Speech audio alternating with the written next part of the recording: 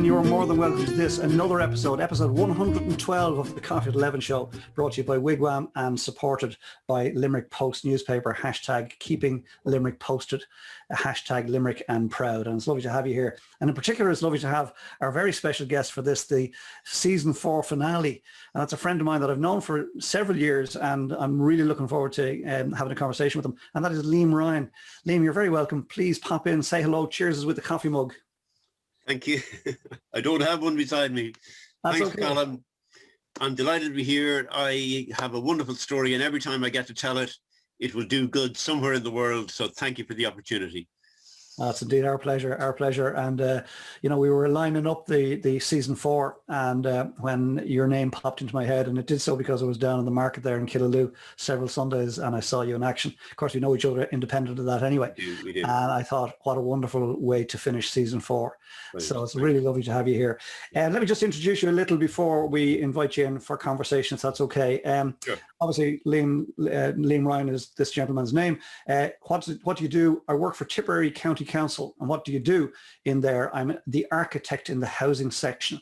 How long established? There 5 years, and you're the first ever architect at Tipperary County Council. How many employees? The housing section has about 60 people in Clonmel and Neenah. And this is where it gets really interesting, right? Not to say that that's not interesting, but this is where it gets really, really interesting. Liam was given a month to live in 2002, and yet here we are in 2021. He was diagnosed with one of the worst cases of head and neck cancer ever seen. Oncologists around the world now say it has become one of the most inspirational cancer stories there is. Survival would have been a miracle by itself, but it is now the length and quality of Liam's recovery that has made this story truly remarkable and as big as it is. And something nobody knows about Liam, wait till you hear this one, and this is definitely a first and likely a last on the Coffee at 11 show. Liam met Nelson Mandela. There you go. Beat that, why don't you?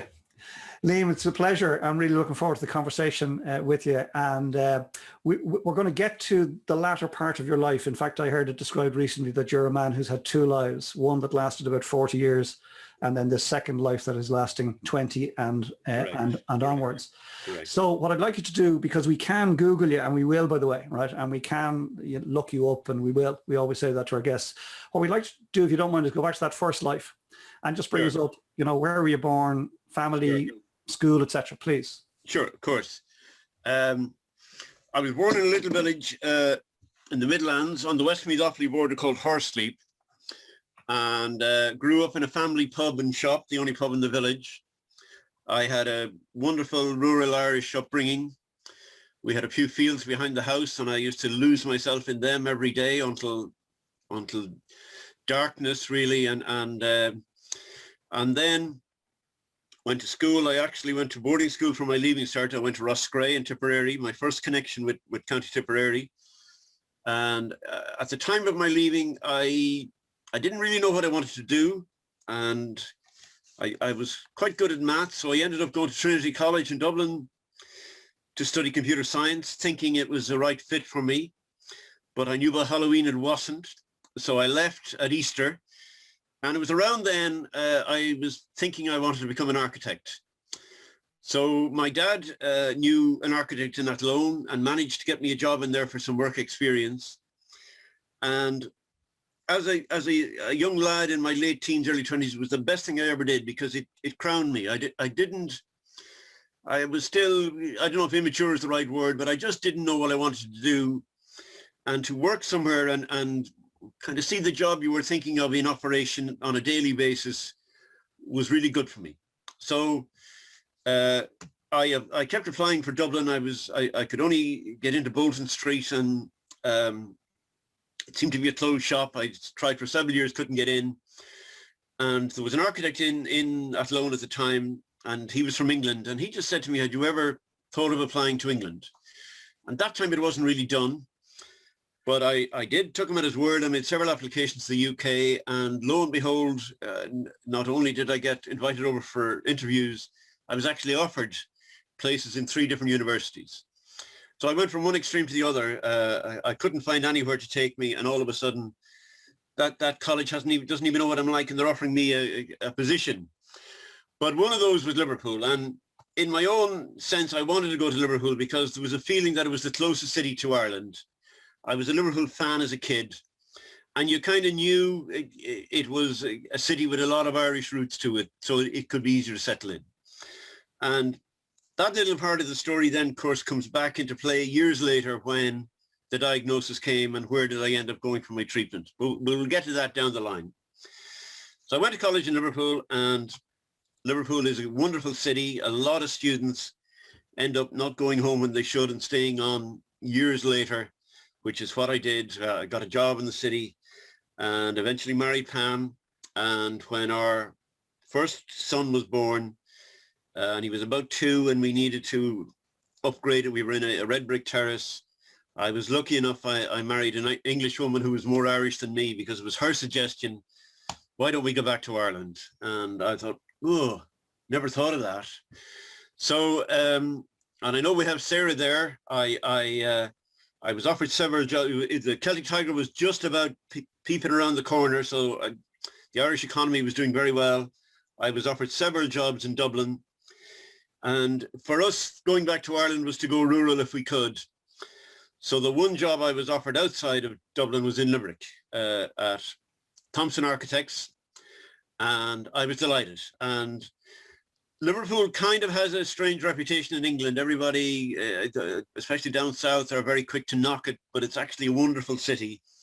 So I said to Pam, I said, we're going to the Liverpool of Ireland. We're going to the city that the rest of the country, it's its favorite kind of whipping boy. But once you go there, I bet it'll be the real deal. So so we moved over, and I had no connection here. I knew Billy Lane as a pharmacist beside the train station in Limerick, and Billy was in college in Liverpool. I knew Billy. I had a cousin in Ennis. No other connections with this part of the world. And the good thing about that was we kind of had a free pick. There was nobody influencing us to go to Adair or go to Cratloe or go to Lisnagry. So we had 3 nights in Ballina-Killaloe, which we found extremely friendly. And it is very friendly here because of the river. They say because of the river. It's always a place that has been used to strangers. So on the 3rd night driving back into Limerick, we said, you know, we know more people in all of Ballina-Killaloe than we do in the rest of Ireland at this stage. So we just said, that's where we want to live. So we rented for a year, and then we bought a house, and we later bought a site to build on. And by then the Celtic Tiger was in full swing. We were in a small, thriving local community. We had lots of people coming to the door asking us to do work for them. And it's Pam is an architect as well. So it's every architect's dream to open up their own business and work for themselves. So in 1997, we formed Ryan Tees Architects. Ah, beautiful, beautiful. I'm going to pause you there. Catch your breath. Catch your breath. That was wonderful introduction. A wonderful introduction. I have to say this publicly. You have a wonderfully clear speaking voice. Thank you, Colin. Yeah. I have to say that I just think it's incredible. It's very engaging. But your story is fantastic so far, and because of the richness of the second part of your life, we'd normally with a guest we'd go right back and we delve into primary school and secondary school. We won't go there today because we want to say that. But just a couple of things that struck me. Did you say that experience with that the work experience? Did you say it crowned me? Did I hear you right? Yes. As in, I was searching for the bit of maturity, the knowledge to know what I wanted to do, and the work experience just drove that home for me. I want to be an architect, you know. So it was great for me. Yeah, it was great. It was just a lovely phrase. I wondered had I heard it correctly. Yeah, that's wonderful. And I loved the fact that you went in, wasn't computer science into Trinity, Trinners, right? And then you were in there in September. By Halloween, you knew it was wrong for you, and you got out by Easter. That was a big call. I mean, that was difficult enough to admit to yourself that it was wrong. And I'll give you a nice little postscript on that. About 4 years later, I think it was either the Evening Press or the Evening Herald at the time, had a graduation photo of the class I was in. And they were all going, it was the first degree course in computers, I think in a lot of Europe at that point. They were naming their salaries in jobs in Tokyo, Los Angeles, Munich, London, wherever they wanted to go. They're all multimillionaires now. And here was me in an architect's office on 20 quid a week work experience. But anyway, And as my I'm dad still, would say, but are they happy, Liam? Are they you happy? should, exactly, the postscript line was going to be, you should still follow your heart, because I still wouldn't change it. I love it. I love it. I love it. I love the fact that because I was drawing that same parallel where you were saying that Liverpool has this strange reputation Yes, in the yes, rest of the UK, yes, and of course, yes, many of us will know that Limerick shares that correct. fate, for want of a term. We moved to Limerick in '98, and people were sort of saying, and we come from north side Dublin, right? Yeah, And people were sort of saying, "You're going where? Like, do yeah, you not know?" But we've fallen in love with the area, and yeah, yeah. delighted to say I'm a neighbour of yours now here on the opposite side of the river. But I Right. loved what you said, by the way, about Ballina Killaloe being a place that was used to welcoming strangers because of the Correct. river. Yeah. I had never thought of that. That's a lovely, Well, description. they say, Colm, in the 30s and 40s, there was a lot of Guinness barge traffic on the Shannon. So apparently there's a lot of Kildare routes around here, because a lot of Kildare guys working on those boats came down, met local women, and never went home, married in. And it wasn't, where I'm from in the Midlands, if you saw a stranger, you'd kind of, you'd shoot them first, and then if they could still speak, you'd ask them a few questions. But it'd be too late, Whereas here, they just didn't pass any notice if they saw somebody strange on the bridge. And I think that's a lovely testament to here, That's why it's so friendly. I love it. I love it. I also love the fact that you said they met local women. See, that's the way the local women work, right? At risk of being ejected from the I know, yeah. I hope we have a good editor on this. We move swiftly on. We haven't met the lovely Pam yet, but she sounds wonderful. She's great. And as I say, more Irish than me, so she really settled into this community perfectly. And I do a little bit of luck there. If I married a different English type, there probably wouldn't have been an option to come to Ireland, because it would have been down south or nowhere. But Sure. Pam loves it here, and she was a real catalyst into us moving back across, which has been great, That's wonderful. We have a few people here from the UK joined us this morning. Donna, great to Yes. see you up in Scotland. James he has repatriated to the kingdom. And of course, Ger has gone the opposite direction just to balance the scales. So thanks for that, Ger. Keep flying the flag over there. Yeah. Great stuff, Liam. Thanks for engaging us in that conversation. So at this stage, you've just set up practice with your good lady wife. That's right. So where do we go next? Well, it's nicely set up now, because the fall was huge, Colm. So a couple of years later, we had our own practice working from home. So minimal setup costs, if you like. We had a lovely cross-section of clients from all of the local people looking for small extensions or new planning permissions to, I think we looked at all of the commercial premises in the two towns, the pubs, the hotels, and then I had a little mix of commercial jobs there was no architect between Nina and Limerick and Ennis, really. So we did the Cherry Tree restaurant. I did a housing scheme in Ennis. So we had a lovely mix of work and of clientele. I remember a couple of my friends from college who were in London they'd be puzzled as to, well, what kind of work are you doing? So the best description I was able to give them was, I'm a kind of a postman Pat architect. I'll call out to Mrs. Goggins and she'll say, will you look at my leaking flat roof? And she'll pay me in apple tarts rather than in cash, And it was just, we had an idyllic lifestyle. We did a lot of one-off houses overlooking the lake. So we had a nice design brief as well. And really, if you asked me to change one thing in my life at that point in time, I would have found it very difficult. Between location, having Limerick City on our doorstep, I would have found it very hard to say what I would have liked to change. I ended up in this part of the world by accident. And now if you gave me all of Ireland to pick, I wouldn't go anywhere else. So the fall was huge. And will I carry on? As you can see, Yeah. I'm quite hard to shut up once I get going. No, it's wonderful. It's wonderful. So, but just before you go, because I know where we're going. Well, I don't know where we're going next, but I'm looking forward to finding out more. But I just love that the postman Pat architect get paid in apple tarts. I mean, that's just, and I wouldn't swap it for the world for those guys in Tokyo wearing the big books. It's wonderful stuff. It's really very rich. But as you say, the fall was hard. So what happened, please? So we had our We had 2 more boys at this stage, so we had three small boys growing up around us, working from home. As I said, we almost had an idyllic lifestyle. And then in April 2002, completely out of the blue, I just began to get intermittent headaches. And this was a man who had run 6 marathons, never smoked, never carried weight.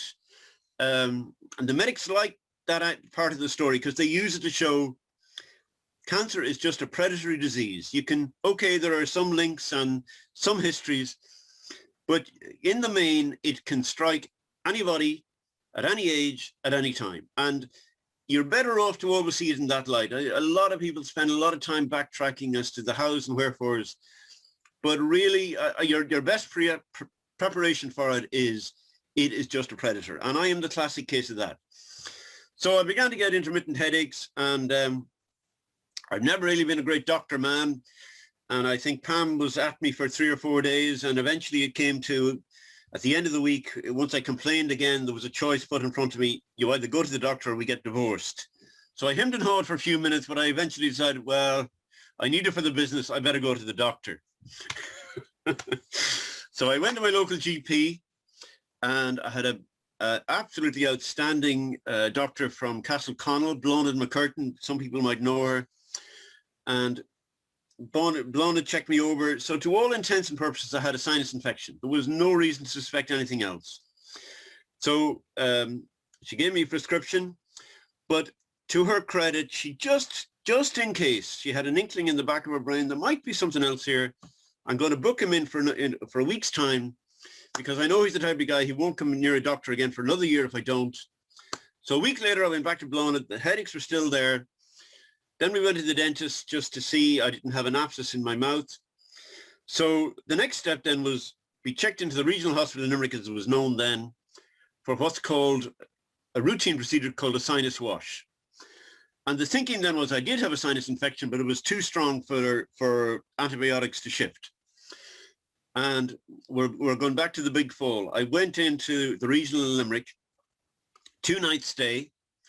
My consultant, ENT consultant, people may know him as well, John Fenton. He's from Dingle in Kerry. Magnificent man. We got on like a house on fire within an hour. I had a wonderful ward sister in Ward 2C called Carmel O'Sullivan that most of Limerick knows as well, because she's an absolute sensational carer of people. So Colm, after the first evening, I was saying, I could do one of these every year. This is fantastic. I have my locker full of Maltesers and Lucozade. I have a stack of newspapers I didn't get to read for the last week. I'm off the grid. It's a routine procedure. I'll be going home tomorrow. It was only 1 notch down from a mini hotel break. And the notch was probably the food. So John Fenton brought me down the next morning, all gowned up, laughing and joking. He said, I've done thousands of these. You'll be knocked out for about half an hour. We'll flush you out. You'll be back in the ward to rest up overnight. And the only issue will be literally what time you're going home tomorrow. So we'll fast forward to the next morning. I was dressed. I was sitting on the bed. It was in a 2-bed ward. And I could see them coming towards me on his rounds. And any cancer patient listening to this will know the next few seconds I'm talking about. The day you get the news, I describe it as like being thrown out of an airplane without a parachute. And it doesn't matter. You don't even know what form you're going to end up with. But the news is a sensational shudder to your life, really. And I could just see as they came in, things were not right. These people, I was laughing and joking with these people yesterday, and suddenly they're not even responding to my facial expression. So he just kept coming, didn't say a word, pulled the curtain around the bed, and he said, Liam Ryan, this is very serious. So he went on to tell me when they went in, they discovered a massive stage 4. One consultant in Liverpool later told me mine was so advanced it could have been classed as stage 44. Tumor that had filled my sinus, was running around my eye, was backed up against the brainstem and the top of the spine. And by now it was so advanced and so settled in there, it was beginning to eat into my cheekbones. It had gone through all the soft tissue it could find, and it was eating into my cheekbones. So he told me there and then, he said, in all my time, you were the second worst case I've ever seen. And I have to tell you now, the worst case was dead in a month. And he said, I also have to tell you, I have nothing else down for you. He said, the problem when it's so advanced and in the middle of your head, the surgery is just off the wall. He said, there are only a handful of surgeons in the world could even look at a case like yours. But he said, if they do exist and if they are willing to treat you, he said, the other difficulty you have is your tumor won't all be removed surgically because it's too sensitive and too advanced. You're going to need a radical radiotherapist, somebody who'll just close the textbook, put all their insurance on the line and write a special program just for you, because they'll be trying to assess where the remaining tumor will be. So his final line was, if they do exist, the chances are that the surgeon will be in New York, but the radiotherapist will be in Tokyo. He said, you need the two of them in Limerick now. So literally in a 24-hour period, I had almost a funeral to arrange. I had a month to live with no hope. So I have a couple of great lines through my story, and one of them is, in the blackest of holes, there is still the most amazing chinks of light. And the chink of light was standing in front of me. The fact that myself and John Fenton had got on so well over a 48-hour period, I was able to ask him the ultimate question you can ever ask any consultant. And that is, John Fenton, if this was you, what would you do? You personalize it for them. You don't allow them to give you the stock answer or the, you put them in your shoes. So he told me, he said, I spent 3 years in Liverpool in England in what I regard as a center of excellence for head and neck cancer. Head and neck, even still, is quite rare, but it's devastating, obviously. And he said, the Liverpool Center is probably the best in Europe, and it's on a par with a lot of what you get in America. Maybe not quite as the biggest cities, New York and LA and Chicago, whatever. But he said, at least there you'll be in the hands of people familiar with this condition. I'm only an ENT consultant. But the chink of light was, because he knew them, he could lift the phone and he got me a referral within a week. And that was critical, obviously, with the time bomb ticking. So a week later, Pam and myself went over to the main hospital in Liverpool City Centre, the Royal, and we met Professor Simon Rogers, who is the chief maxillofacial surgeon in Aintree University Hospital, and David Husband, who is the chief radiotherapist in a second hospital in Clatterbridge on the Wirral. And so they had the scan sent over. So they were assessing me now as I was, now that the condition had been revealed. Now, what's lovely, myself and Simon Rogers are incredible best friends for the last 20 years, 19 years. And what's lovely about that is he gives me little bits of information, 5, 10, even still, years later. In that particular session, both of those two men also decided this guy isn't going to survive what's in front of him. The surgery is just too big. If he does survive, his quality of life will be so poor, it's not worth doing. But they are incredible people. They're not just assessing your condition. They're also assessing you and your wife and family. Could you cope if you did survive with disability, mental impairment, blind, deaf, dumb? Were all very likely. And the great thing in what he told me years later was, although I didn't tick the main box, I ticked all the other 4. I had great acceptance. I knew exactly where I was. I knew my death was the elephant in the room, and the room was tiny. And I just got across to them that, look, if I am going down here, I just want to be let into the ring. I want a chance to put my gloves on and give it a shot, So between them, in that session, in sign language, and they said, well, look, we've got to give him a go. And this amazing story for Limerick, for Liverpool, for Liam Ryan, and for cancer patients all over started in that room that day. They said to me at the end, we're going to offer you treatment. We'll give you a shot. And that was all I wanted to hear. You just wanted a green light to go on. You weren't even concerned with living or dying at that point. You just wanted somebody to say, we'll give you a go.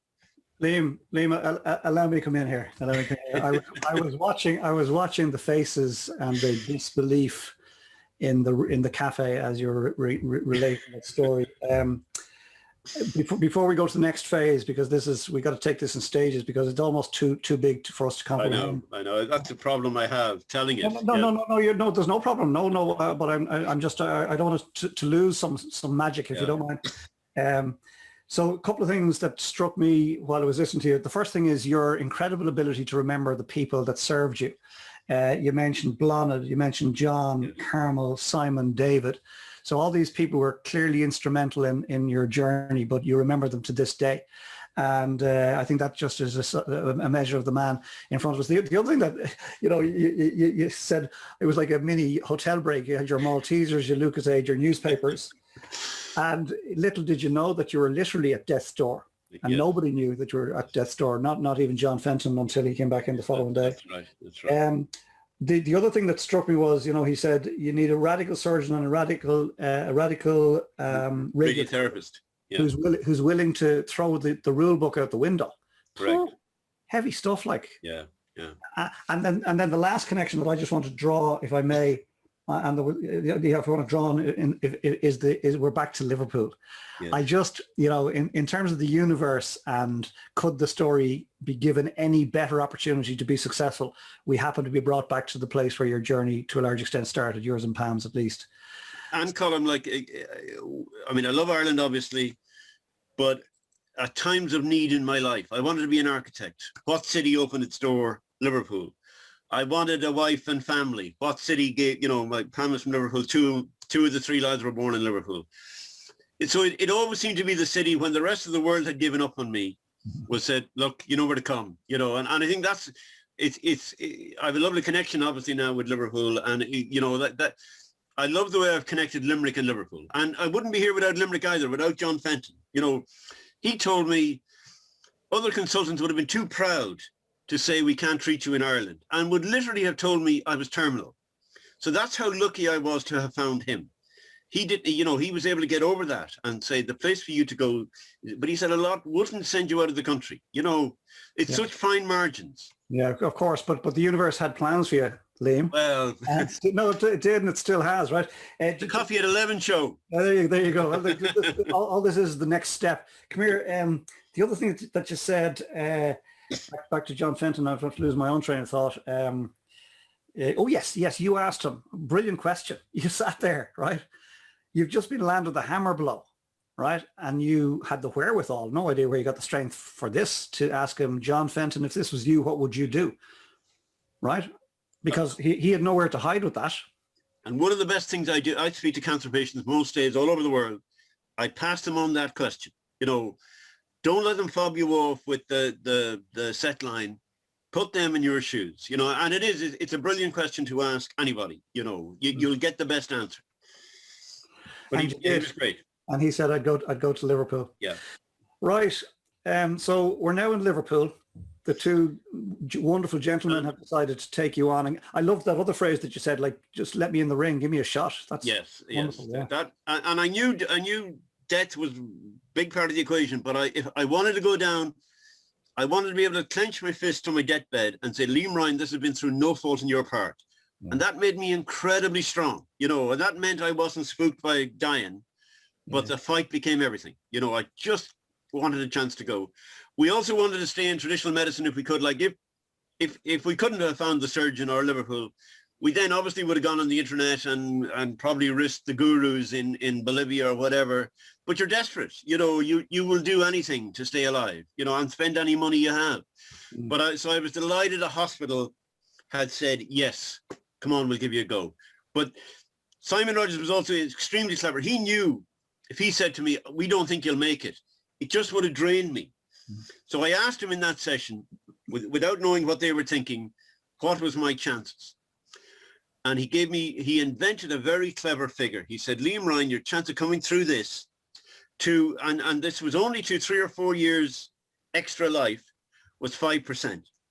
If you think about it, brilliant figure, so low, gosh, that's very slim, but it's not zero, And I took a great call from a friend of mine at Lone, Paddy Hines, a cancer survivor, and he just blew me away with that figure. He said, Liam Ryan, if I was to pick 1 in 100 every time, I'd pick you. He almost got me into thinking I had 5 times more chance than I needed. And it's a brilliant, you know, you don't look at the 95%. It's like saying, I'm going to the Olympics. All I have to do is win a medal. You know, why not me? Why should it have, why a Kenyan or an American? Why not me? And I just moved into that zone and said, right, as long as that door is open, I'm kicking and screaming in that 5% as much as I can. And I wouldn't have been there. I wouldn't have survived without that spirit. It's fantastic. It's fantastic. Thanks indeed, Tim, for that Bula Bus. Come here. Before we go into the operation, and I mean, I've seen some imagery, and it is not. In fact, I remember seeing the photograph. You know the one I'm talking about, right? I do. And truthfully, I've never seen anything like it. I don't ever want to see anything like it again. But it's worth, by the way, checking out, folks. It's worth checking out. It's sort of unbelievable. It's like something on a movie set. Okay, for sure. But before we go there, and then come out the far side clearly, what about Pam and the boys? Well, at that time, there's quite a few reasons I wrote a book column apart from leaving the story behind me. But a couple of nice asides to it was it gave me a chance. As you said, I remembered all the names. It gave me a chance to thank all them. But the other thing, the unsung heroes in all of these stories are the family and the carers and the community. And what I've said to cancer patients since is the one thing you don't have to worry about is making a decision. You know, the physiotherapist is coming at 5. You're having a colonoscopy at 7. You're going down for a scan tomorrow. There was nobody to tell Pam, the chances are your husband is going to die. You have 3 small kids. You had your own business that's just gone on the shelf for God knows how long. And that's in every case. And none of us would survive without that backup support around you. She was just exceptional, you know, and Pam is of the sort, she's very practical, quite tenacious. So she just took to the role of running everything else and leaving me free, not to worry about any domestic issues or bills or anything like that, incredibly. Now, I suppose she had her family in Liverpool, which is a big help, of course, at the hospital time.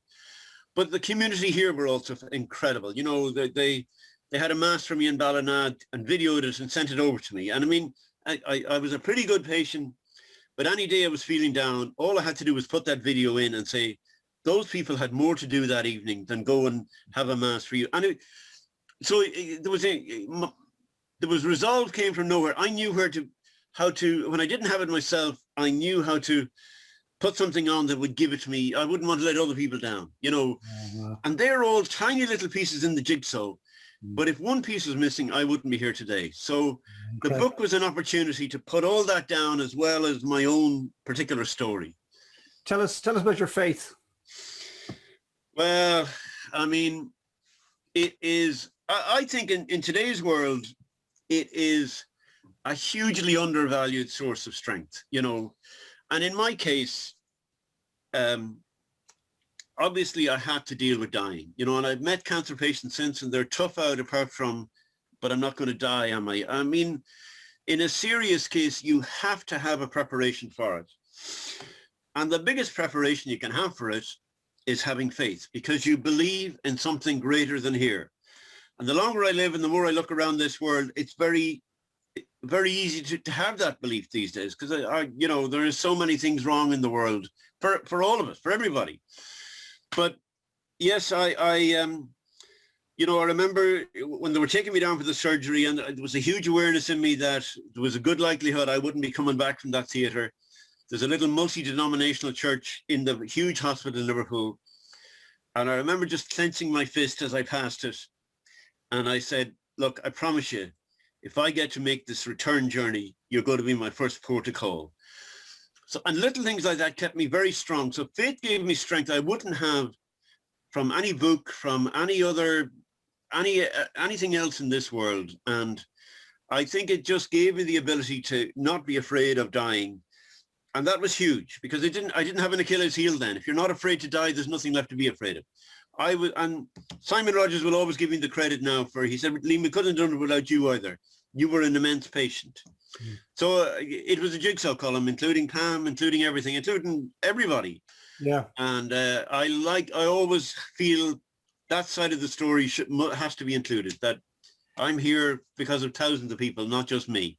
Yeah, I get it, but as Simon said, you know, it includes you. It needed you. Well, I did my bit. Yeah, you did, Jay. And you said earlier that there were 5 things that they listed out. You know, they looked at you, they looked at family, looked at whatever, That's right. and they looked at and you had 4 of them, Yes. and the one that you had was the cancer piece was the part that you weren't in control of. The rest was there for you. Right. I said it earlier. You know, the universe, God, has a plan for you, and it involved you having to go through what you went through, and it involved you having to survive and come out the other side, and it involved you writing your book and sharing that book around the world. And you've got this wonderful thing, we'll talk about this in a little while, which is lighting a candle for people around the world. We'll get to that in a little while. Just take us, if you're okay, take us through the operation out the far side. Sure. Are we okay on time? What have we got left? Come here, we're here for the chat. Okay, good. All right. So when the green light went on, yes, here's a hospital that's going to treat you. By now, either imagined or real, I could feel this thing. It was like an alien, obviously, inside me. I could feel it growing, and I could certainly smell it, like a burning sensation in my nostrils. So, of course, I wanted, and I knew the time bomb was ticking. I said, okay, can we have it tomorrow? And here's the learning curve for all of us. My surgery was so big, it took a month to prepare. They do the big surgery in Liverpool the first Monday of every month. So that's 12 a year. So there's 12 of me every year. So they said, no, it's going to take a month. So we came back to Ireland, and I have a month now with, what do you do? I have an operation I may not survive. And that's a real test to anybody. How do you use your time rightly to help yourself? So I have a great friend. He's an ex-sergeant at Henry Street in Limerick, Ian Connolly, and Ian and myself had done a bit of running up to this point. So I decided I'd run every day, sometimes on my own and sometimes with Ian. And running ticked 2 boxes for me. A, I was determined that we're going to get the fittest, best specimen of Liam Ryan on that slab in a month's time. So I ran every day. I was going to be in the best shape I could be. But running, unlike other sports, you also have, it's quite automatic once you're in stride. So you have an awful lot of thinking time. It's not like a field game where you have to work out where is the pass going to come from. So my running was also my mental exercise to make sure, and this is where we're faith, not afraid to die, tough as bloody nails. We are going down to that slab in fighting mode. You know, people don't like the kind of battle scenario with cancer, but it's hard to replace because that's what it is. This thing is trying to kill you, you know, so you've got to react in the same way. So that month was exceptional. And I'm back to, I ran in all the little roads around Ballinane, Killaloe. At times of crisis, you take possession of things to keep strong. Those roads were just for me. And as you know, there's a lovely mountain out here on the Ballinane side, Town Tinna. And it was like a beacon. It was like an icon to me saying, I'm here, come back to me. And we're back to mountains and how we're all going up a mountain in life. The other elements will change. The lake will get choppy, the town will get busy, but a mountain always stays the same. So I really liked that symbolism of having my mountain. So Town Tinna became my mountain. And I used to run around it at times of energetic exercise, but then I'd also drive up to the top of it often with the lads and just sit there in the peace and calm and gather my thoughts. So it gave me 2 types of preparation, if you like. So that's the kind of zone I moved into, taking possession of things to keep me strong and just making sure the physical Liam Ryan that was going over to Liverpool in a month's time was going to be the best there could be. So a month later, we went to Liverpool. I had a small procedure before the surgery, a few days before, when I had a peg tube inserted because my mouth was obviously going to be out of action for a long time. And then I went in on the Sunday, and then the Monday morning they came to collect me down for the surgery. We'll skip forward to about 3 days later. I was in intensive care, And Simon Rogers, my surgeon, came and sat on the end of my bed. I was more machine than man. I had about 15 tubes coming out of me. I was breathing through tracheostomy. I was being fed directly into my stomach.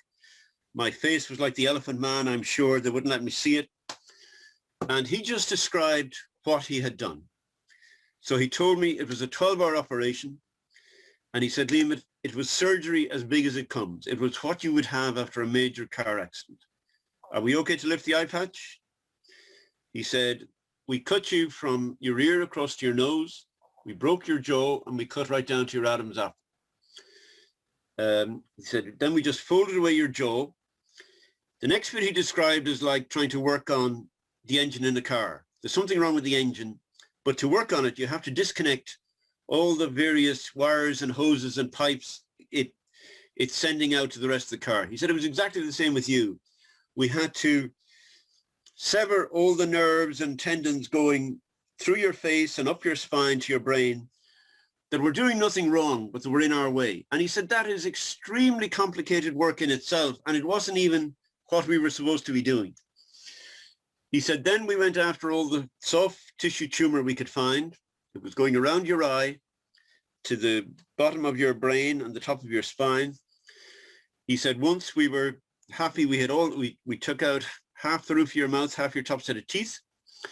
And he said, then we went after as much of your cheekbone as we could where it had started to eat in. He said, by then you had a massive hole in your face.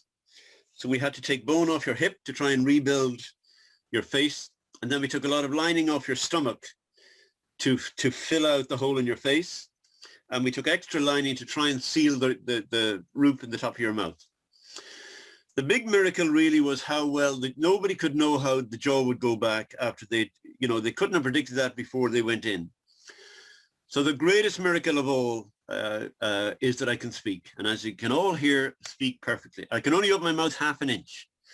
And I have a flap, which thanks be to God took. So I have perfect seal on the roof of my mouth.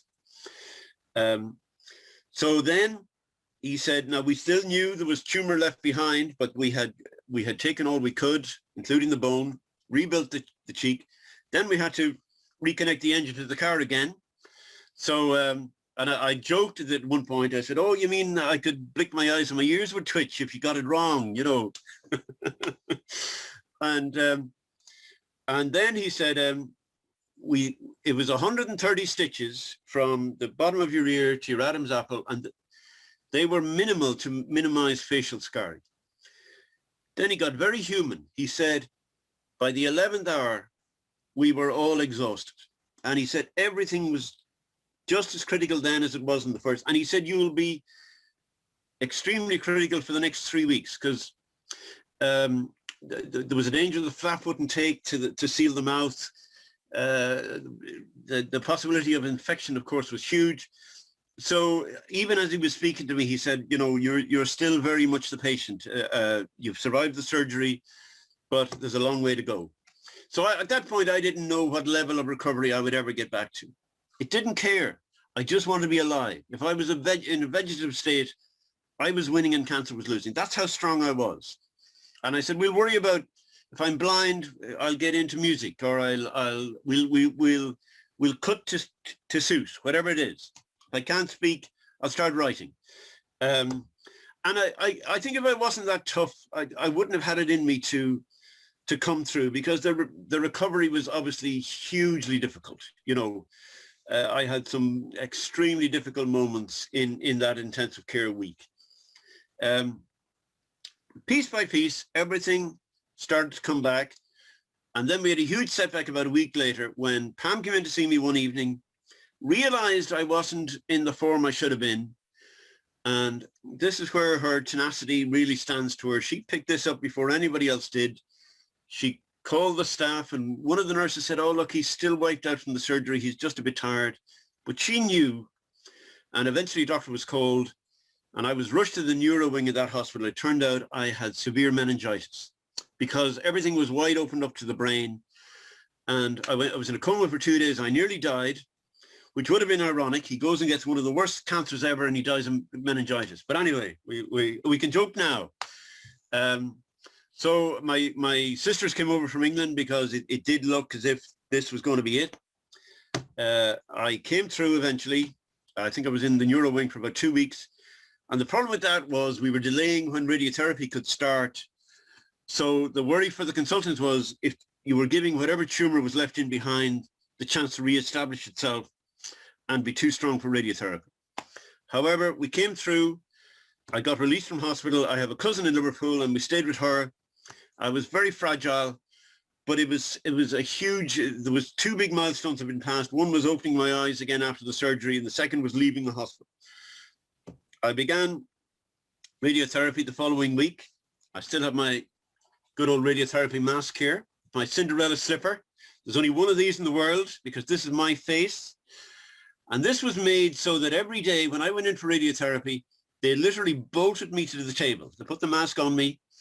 And that was because it's more engineering than medicine, because the rays were so precise to the millimeter, they had to know my head was in exactly the same position every day.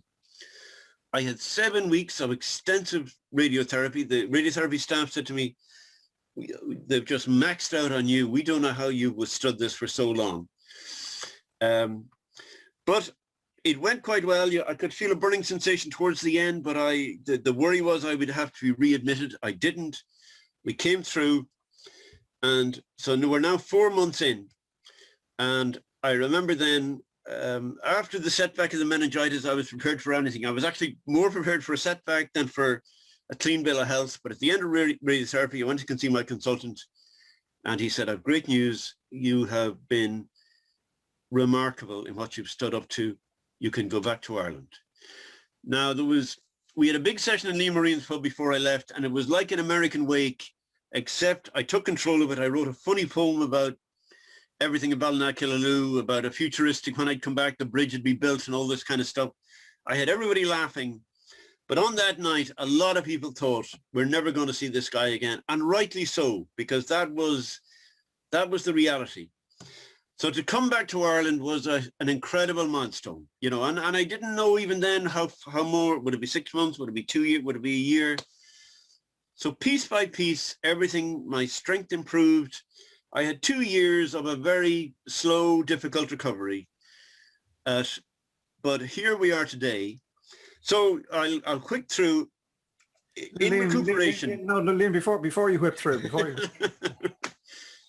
We're through the main part now. Yeah, no, come here. I knew it was going to be incredible, and I've read the book, but to hear you verbalize it, you actually, dare I say it, you couldn't write it, except you have done.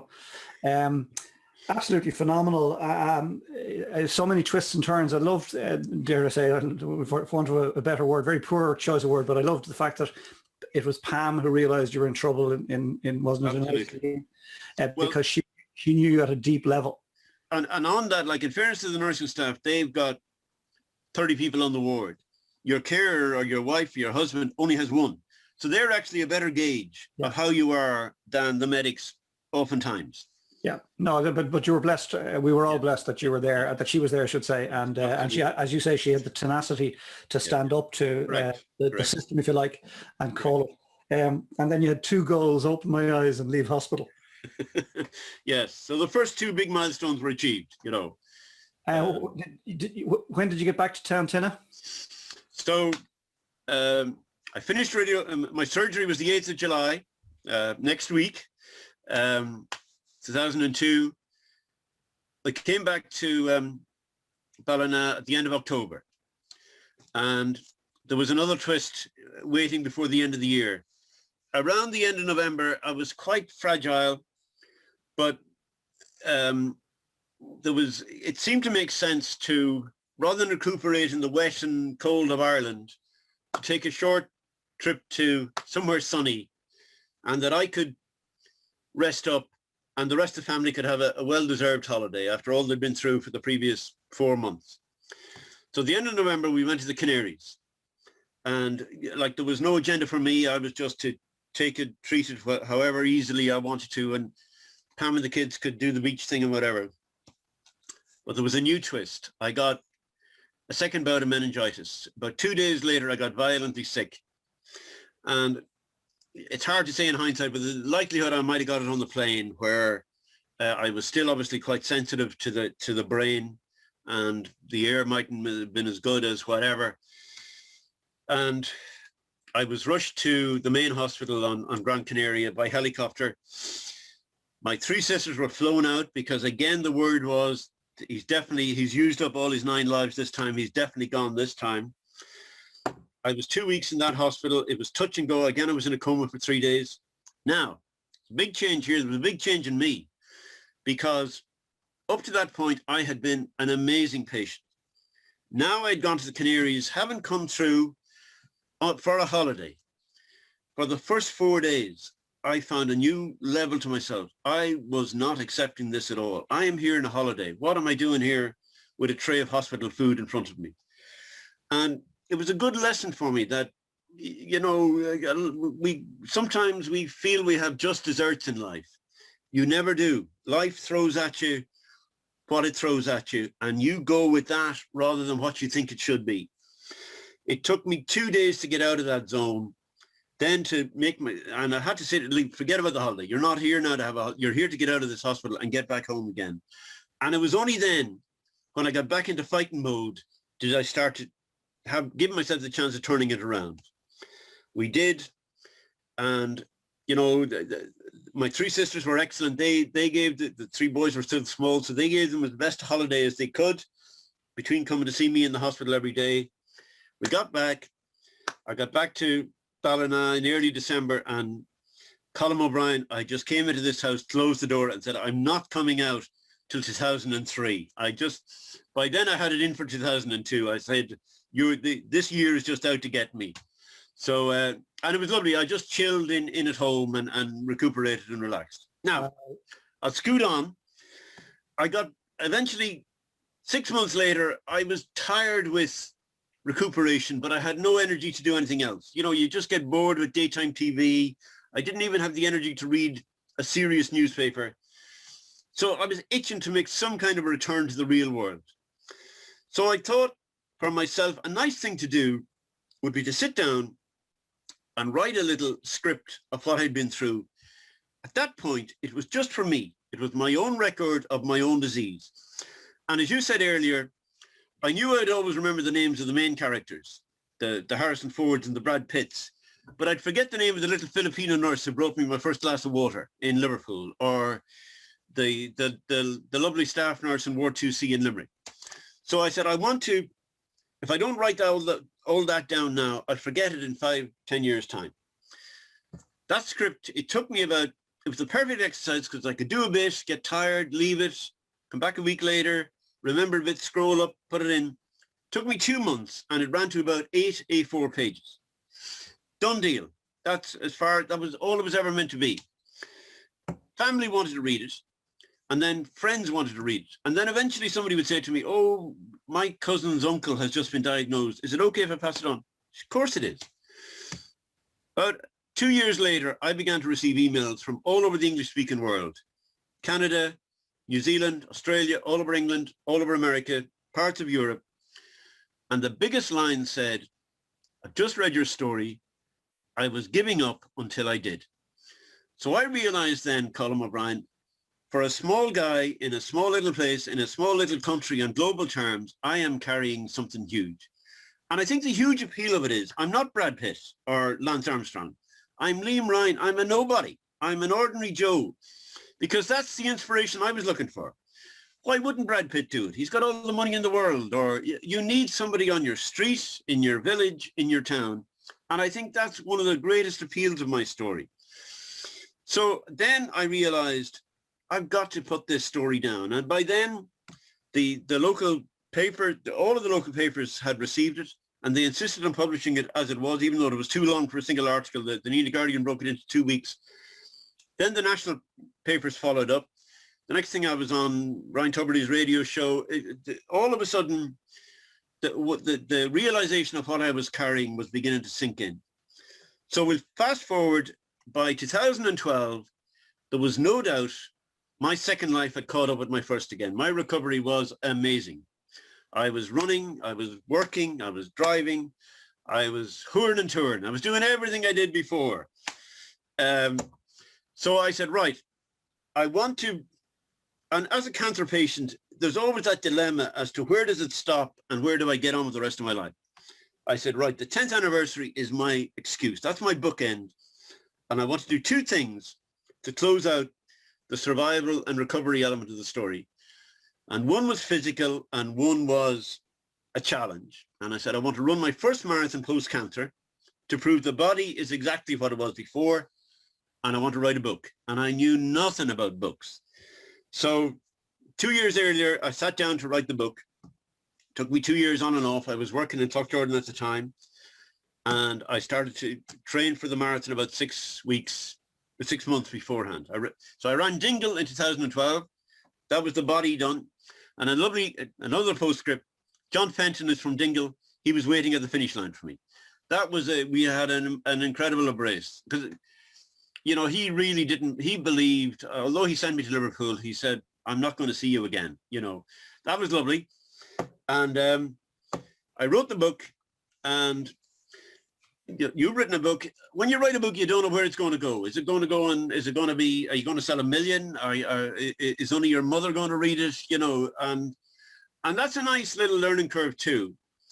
And what I've discovered about my book is it was never intended to shift anonymously off a bookshelf. It's an extension of me. So you need a connection with me first, and then the book means far more to you. And I think that's what, as you say, if this is God-given, that's what God intended the book to be, that it's only a kind of a written companion of the guy you've made contact with, you know. So the book has gone all over the world, but through me, it's through one-to-one rather than in thousands and in millions. And it took me a year or two to realize, well, that's its role. That's what it does, you know. So, you're the most, if I may, I'm sorry to interrupt you. I feel bad because but you're one of the most generous people I've ever met in my life. I don't know about that. No, but you have to accept, you know, please accept it in the spirit in which it's intended, right?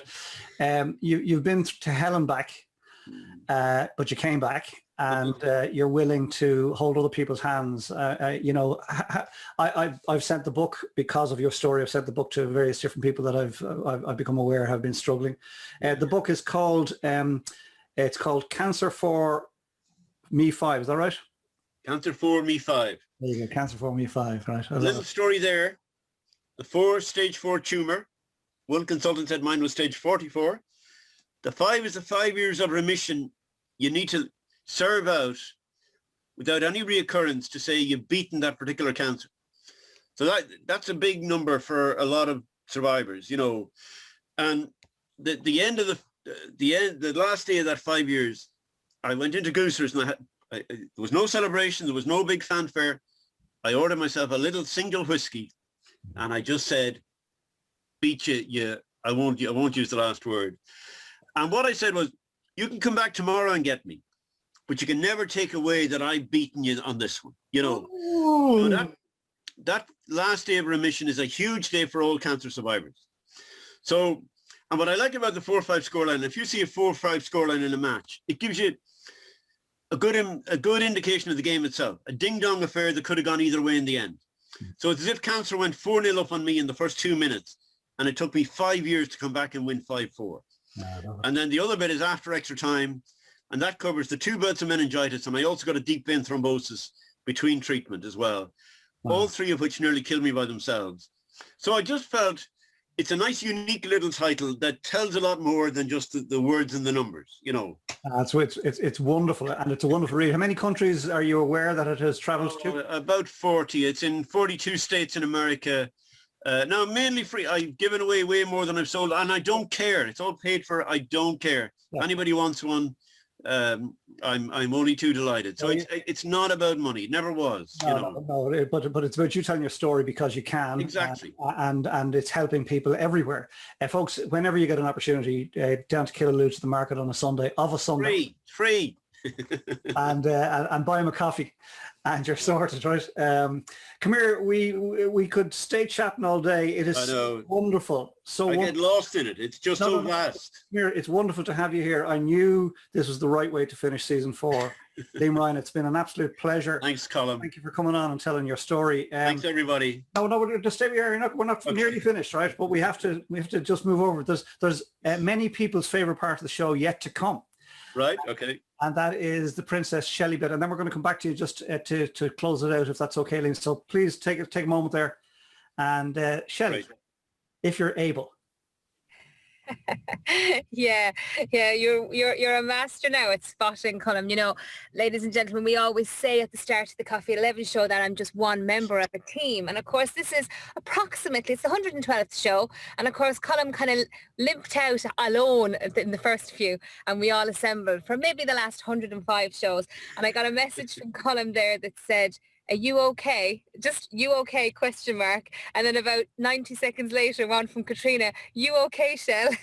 Because Liam, your story is just amazing, and the way you deliver it, you know, it was just wonderful. I myself had a brush with that, the gravity when you said, and so many people popped it in the comments that your death was the elephant in the room and the room was tiny, and so many people repeated that, and I had on a much, much smaller scale. And you were talking about the support you got from Pam, and I was Pam in this situation from me for the last number of months. And to hear you talking about, and I just went to pieces, and I'm in a booth here at work, and I had to open the door. My daughter works here too. I was waiting for her, and I was like, "Danica, will you just get me a tissue?"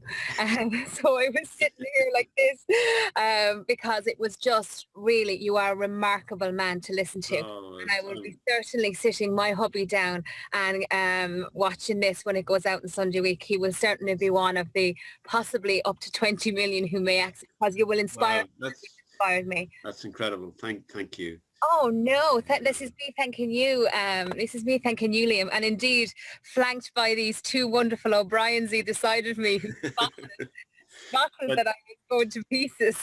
But like Colm just said there, I've been through hell, and that's true. But there are huge pluses, and we mentioned lighting the candles. I mean, the first thing, I work in Clonmel now, and there's a beautiful church there, St. Mary's. And the first thing I do every morning when I arrive in the town is I go in and I light a candle in that church.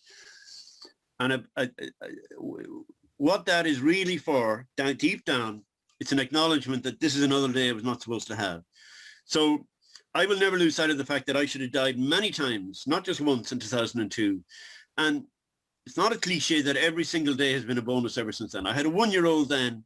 He's now 20. Every single day of his life has been worth all I went through and way more. And I'm going to freak you all out on this one. I have a line that really throws people, and I say, my funeral can only be a huge day of celebration because it'll be happening 19 plus years after the day it should have. So I want you all to go out and have a massive hoolie somewhere. And it's actually a brilliant way to be in life. Nothing phases me in work. I'm great in work. I tell them, look, that's not a problem compared to where I was 19 years ago. And it just gives you a bulletproof attitude with most of the daily crap that comes your way. So they're the pluses, and you won't have them unless you go through the crisis to realize the value of them. You know. Oh, Liam, wonderful. Shelley, I'm going to rod this back now. This is a very unusual Coffee at 11 show. No, I'm going to take it back for 3 minutes, if you don't mind, please, Shelley. I'm going to bring it back to you because Liam has just given me a segue to something that I wanted to share with everybody, because this wonderful man that you just met has this beautiful selfless act of lighting a candle for people all around the world. And I'm going to just share a video. It's a 2-minute video of Liam sharing, and it's on his LinkedIn profile. So Shelley, if you don't mind, then we go straight back to the Princess Shelley bit, if you don't mind. So ladies and gentlemen, just sit back and watch this for the next 2 minutes, if you don't mind. Hello, everybody. Oh, sorry. The year is flying by. It's the month of June, and we're already on our 6th candle for 2021. This month, I'm in a beautiful little rural village in County Tipperary called Kilcash, not too far from the town where I work, Clonmel. This is an absolute gorgeous little spot, a little country graveyard, and there are stunning views to the south over the Cumra Mountains, which sweep along the lower border of Tipperary. And this is another lovely little country church. So I'm going to light a candle now for every single one of you, right across the world, no matter who you are, rich or poor, young or old, strong or weak, male or female. This candle is for you.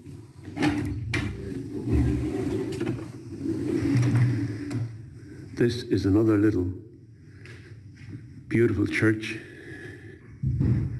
and we have it all to ourselves as usual. So I can talk to you all and light a candle for you all. This June candle is for every one of you, that it may give you strength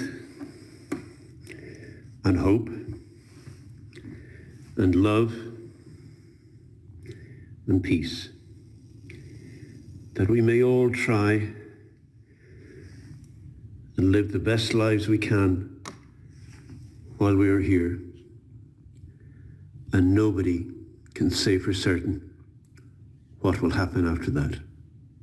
Wow. Now, Shelley, if that didn't send you over the edge, I don't know what's going to. God. Back to you. And I'll give you a quick little, we went to Inishpoppen last year on a staycation, and there was a lovely little church beside the sea. And I have a big following on LinkedIn. I just thought it'd be a lovely thing to do. I didn't speak on that one. I said, I'll just do a panorama of the sea, go into the church and light a candle.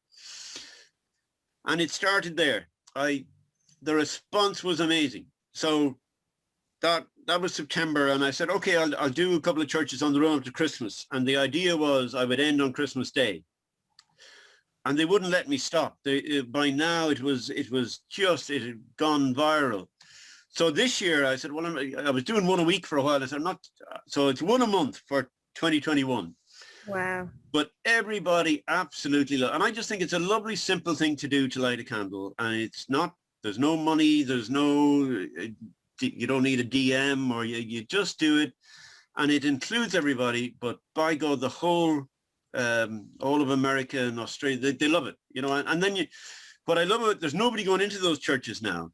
So isn't it lovely to send them out to the world, that here's a little Irish church in the middle of nowhere, and you're in it, so that's how it started. It's just truly beautiful. So I had to share that. Shelley, back to you. Please tell us what's been going on in the cafe. Shelley, thank you. Oh, this is it. Such wonderful comments, Liam. And like you say, the simplicity and the beauty in what you're doing is just out there for the world.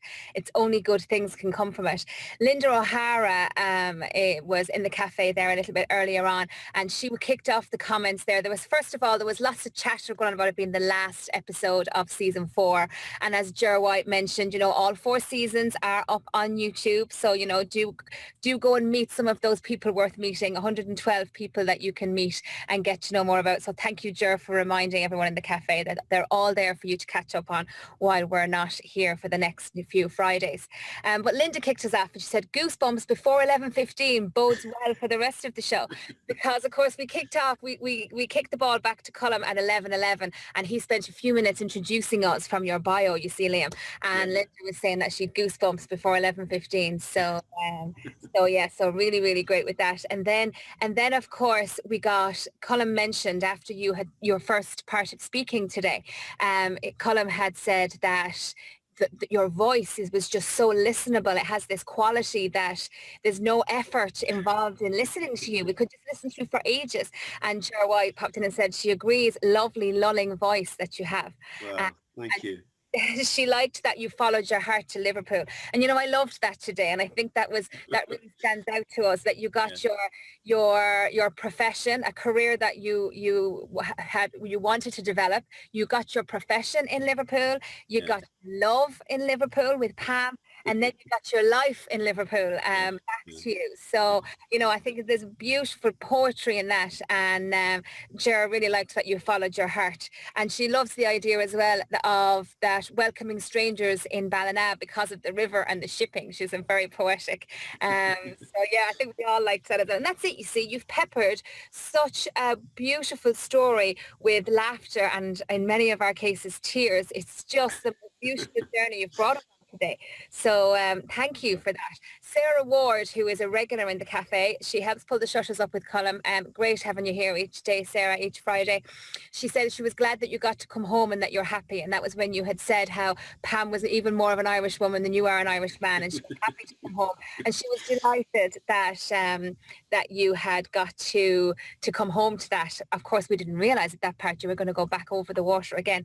That's right. It stood out to James very early on, just before Colm said it actually. It stood out to James very early on that you knew the first and second names of all your carers, the people that had and James really appreciated that, you know. And Katrina Cat, our rock, our editor-in-chief, said, unfortunately, James, those names are familiar to too many families in the Midwest area. So they're names that other people may have heard as well, that have cared for them and their families. So great comment there, Kat. And then you'd said about the elephant in the room was your death and the room was tiny. And that stood out. James typed that sentence in. Ger White typed that sentence in. I typed it in. And it just really stood out. For me, that was the tagline today, my takeaway. That was at like 11:35, Liam. You know, these were, everyone was saying, wow, you just kind of shook us all with it, you know. Ger White then, it's lucky she said that I know Liam already. I'd be in bits by now. So of course, maybe she's ended up in bits since, Liam. I know that I was holding on up until about this part. And then you were going back to Liverpool and you were thanking Liverpool for everything. And Ger said, lucky Liverpool. And Katrina then agreed. She said she'd met you as well with your work with the book. Because, of course, Kat is an integral cog, of course, in O'Mahony's bookstore in Limerick. Yes. Said that she'd met you because of your book. And she's heard parts of your story before, but it still blows her away this day. So, and I was watching her because, of course, as she's watching me and I'm watching her, watching each other constantly. And you become in Zoom, that little Zoom cafe, really good at recognizing the facial expressions that we pull, and I could see she was gripped by what you were saying, and she already knew so much of the story, you know. Sabrina Dumas, it's wonderful to have you here, Sabrina, in the cafe. Sabrina has been reacting, you know, the way you might have seen a few of the hearts and the laugh emojis pop up, actually, Liam. And since the second Sabrina came in, I know she's joining us while she's working, so she's her camera off, but she's been reacting with love hearts. There she is now, love hearts and laughing emojis all the way through. And she said, Professor Fenton is such a great ENT. Absolutely. Great. So, great friends. Yeah, great. Yeah. Absolutely. So, and then Donach, great to have you here, Donach, in Troon and Bonnie, Scotland, said that what you said about the 5%, you know, 5% possibility of survival. And he said in the blackest of holes, there's still that chink of light. And you had said that, you know. And that's when I started, I suppose, I don't know, I obviously have a tell on my face or something, because at that point, Colm said, you okay, Shell? And then Trina said, all right there, Shell. And I was like, ah. So I was getting those. And then you were going on telling us all about Pam and your spouse and how what a wonderful woman she is and how she supported you. And at this stage then I was getting tissues passed in here to me, and Sabrina said, what an amazing woman, which she certainly does sound to be an amazing woman, Pam. And Tim Kelly, our resident pub, says 3 cheers for Pam, hip hip hooray.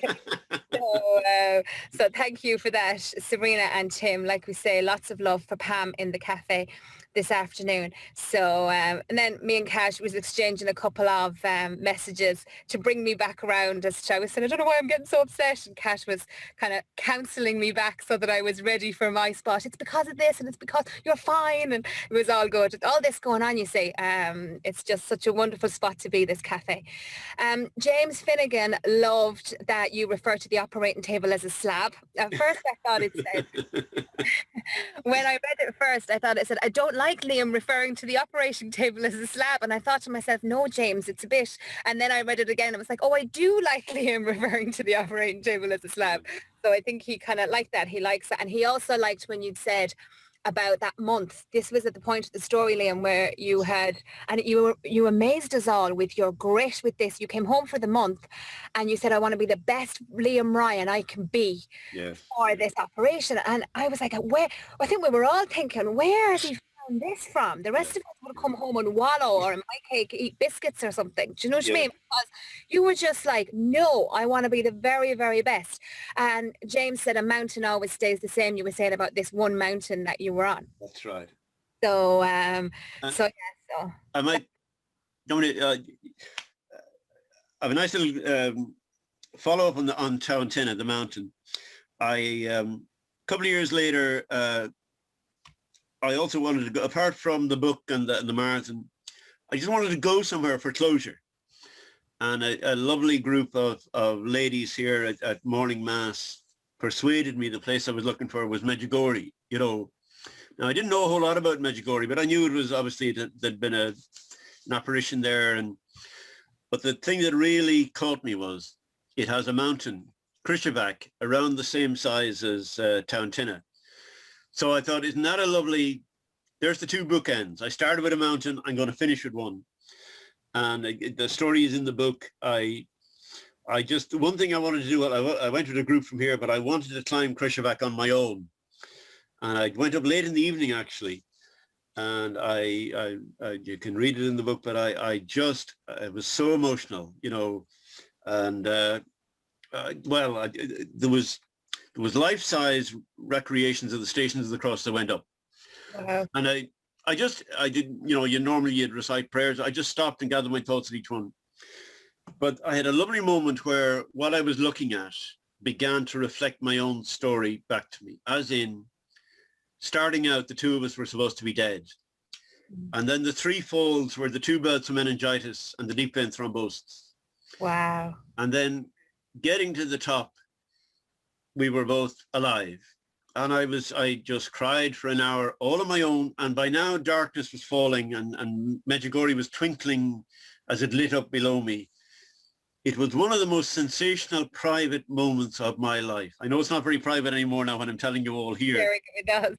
But it was the most, and you know, things happen to you and you kind of, in hindsight, you say, that was kind of planned for me before I went. It was like that. It was as if the Stations were waiting for me to reenact the story, or to have the two parallel stories to show the link of, and it was my faith connecting in with my resilience.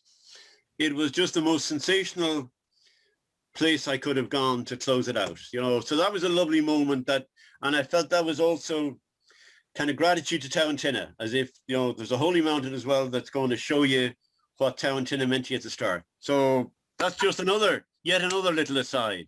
I'm so glad that you shared that, because I was looking at Colm when you started sharing it, and he just literally kind of stood back and was like, and you said that with that word there, parallel, such a parallel story.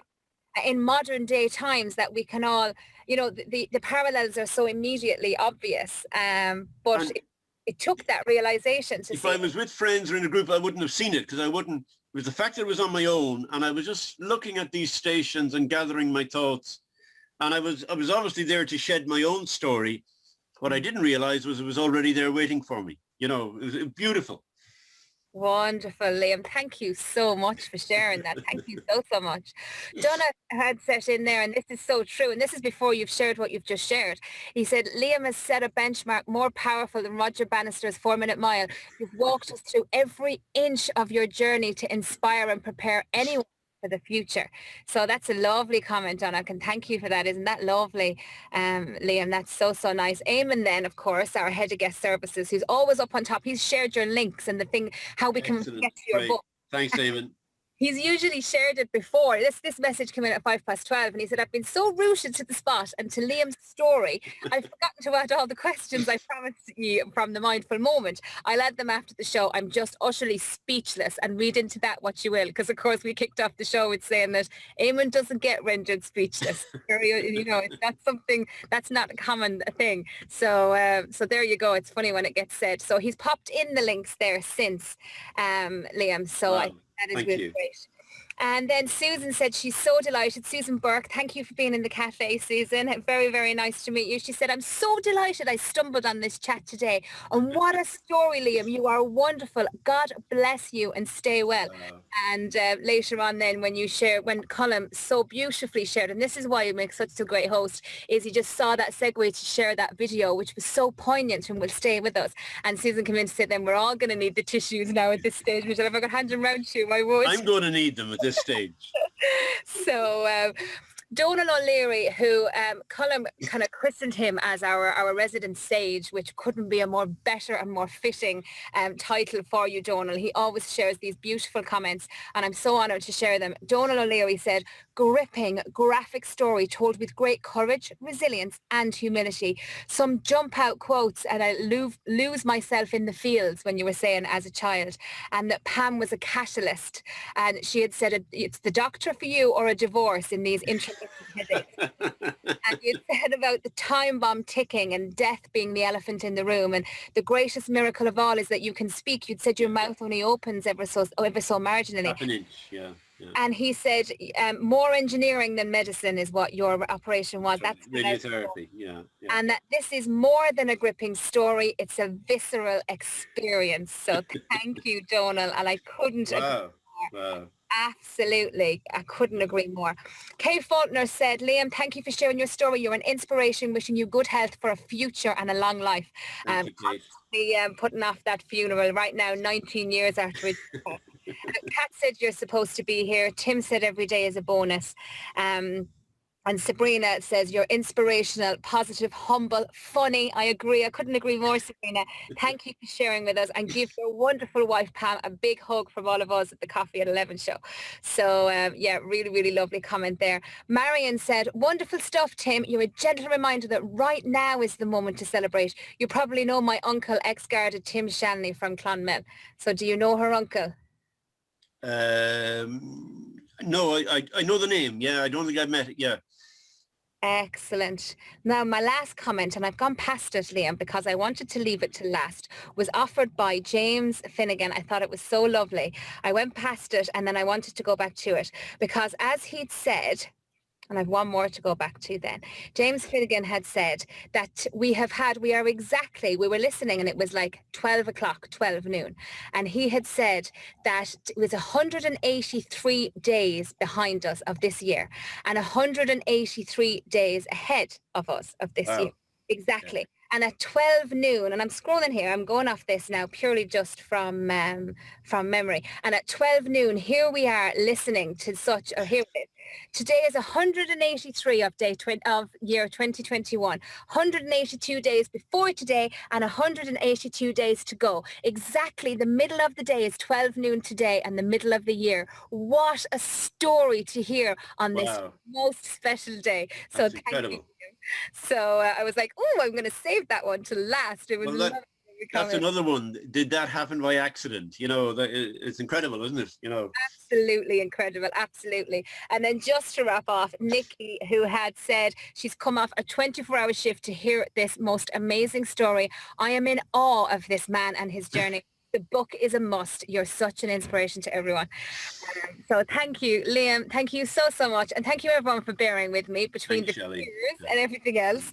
And a really, really abundant comment section, to say the least, up and down, up and down. So thank you very much, Liam. And with that, so I can catch my breath, and there's just a tear just sitting here in this eye that I need to let out. I'm going to hand back to you, Colin. Thank you. Kat, we nearly made it. Myself and Kat were messaging back and forth. She's nearly gone. She's nearly gone. She's nearly gone. She's going to go any second now. we're a lousy bunch, really. Who needs enemies? Donal O'Leary, can't let you out of the cafe. Right. What can I say? I would say this, Liam, above and beyond your extraordinary story of survival, you have an amazing emotional freedom. You have a sense of your own emotions that you're totally comfortable with. Not alone that, you're totally comfortable with sharing them. Yeah. Yeah, I think I have a lot of release, Donal, from the, you know, it's hard to keep saying that everything is a bonus, but I've made a point of never letting it go. That's why the little candle every morning, that's my mechanism to make sure I keep myself connected. And, you know, a lot of pressure in life it's the only pressure you know, but the crisis gives you the comparative, you know, so you know, if you lose a job, you know, well, look, there'll be another one, you know, and there's nothing bigger than living and dying, you know, so they're the pluses I have in my second life, that I you know, I just don't deal with the nonsense as much as I might have done before. It's, you know, and I have great appreciation and awareness and you know, and it's a pity for all of us that it takes you the crisis almost to see that, you know, it takes you the bit of the glass that's half empty before you realize how much is in the bit that's half full, you know. But I